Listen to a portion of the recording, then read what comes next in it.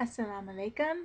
My name is Ziman Khan, and I am going to continue reading with you lessons from the book Tell Me About the Prophet Muhammad, what the Prophet's message is, why his life is so important, and what he teaches me. The next chapter that I'll be reading with you is called A Christian King Helps Out, and this is actually one of my favorites.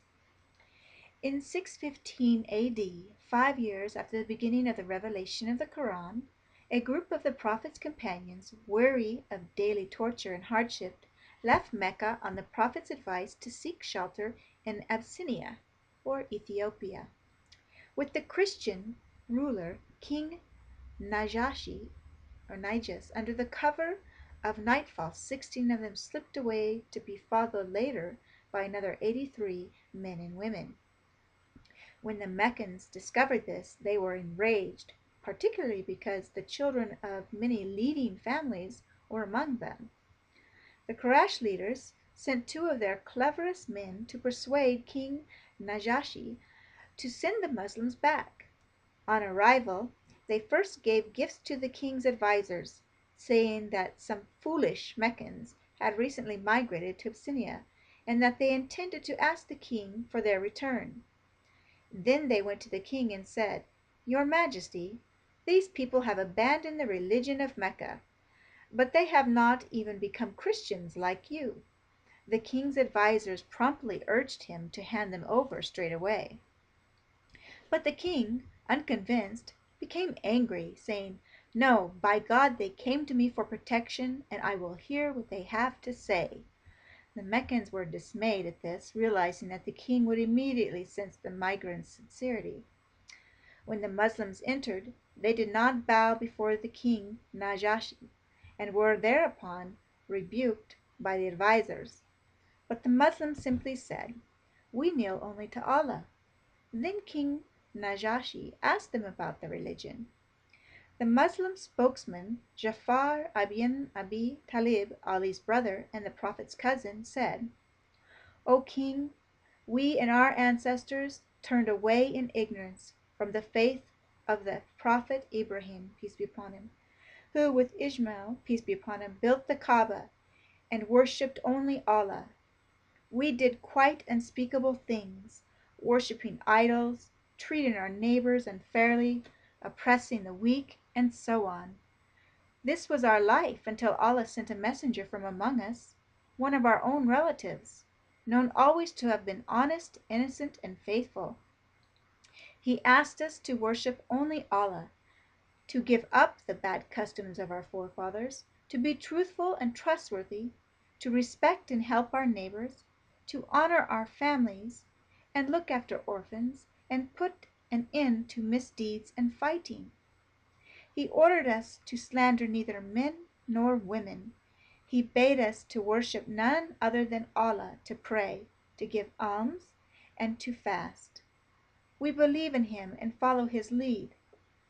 The Meccans began to come between us and our religion, so we left our homes and came to you, hoping to find justice." Hearing this, Najashi said, "Tell me some of the revelations which your prophet claims to have received from God." Ja'far then recited some Quranic verses in which Maryam, the pure and devoted mother of the Prophet Isa, or Jesus, has to face angry and disbelieving family members. She points to the baby Jesus, or Isa, peace be upon him, but they say they cannot speak to a mere baby. Then Isa, Jesus, peace be upon him, himself astonishes them by uttering the words of great wisdom. Overwhelmed at this, the king exclaimed, "The messages of Isa, Jesus, and Muhammad come from the same source." And drawing a line with his cane on the floor, he said joyfully, "Between your religion and ours there is really no more difference than this line." King Najashi gave the Muslims permission to live peacefully in his realm. The clever Meccans went home bitterly disappointed. I'm going to read a little kind of an insert here also that's included here. The Prophet Isa, Jesus in the Quran. Isa, peace be upon him, one of the great prophets, is frequently mentioned in the Quran. Surah 19, which is named after Mary, the mother of the prophet Isa or Jesus, tells in graphic detail of the miraculous birth of the prophet Jesus, peace be upon him, and concludes with the pure words of the prophet Jesus, peace be upon him, which he spoke while he was an infant in the cradle. I am Allah's servant. He has given me the book and made me a prophet. He has made me blessed wherever I may be, and he has commanded me to pray and to give alms so long as I live, and likewise to cherish my mother. He has not made me arrogant or wicked.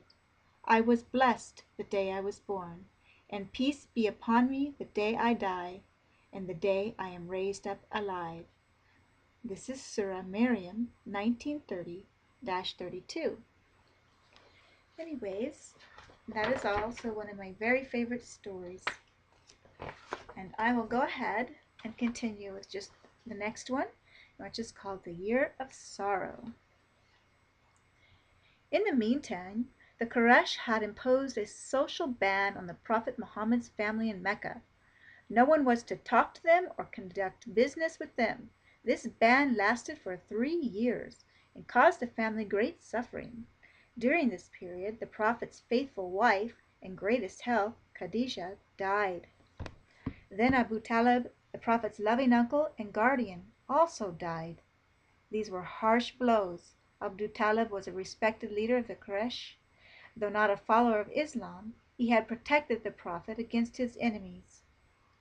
It is an Arab custom that someone under the protection of another is safe as long as the protector lives. Now, with the death of his uncle, the Prophet, peace be upon him, was without protection. His enemies cheered and redoubled their brutalities. In 619 A.D., 9 years after the beginning of the revelation of the Quran, and despairing of his work in Mecca, the Prophet, peace be upon him, went to Taif, a nearby city, to spread his message and to seek help. But the people of Taif refused to listen to the Prophet, peace be upon him. They jeered at him and drove him out of town, setting the street urchins to pelting him with stones. The Prophet's body was covered with wounds, and he was bleeding from head to toe.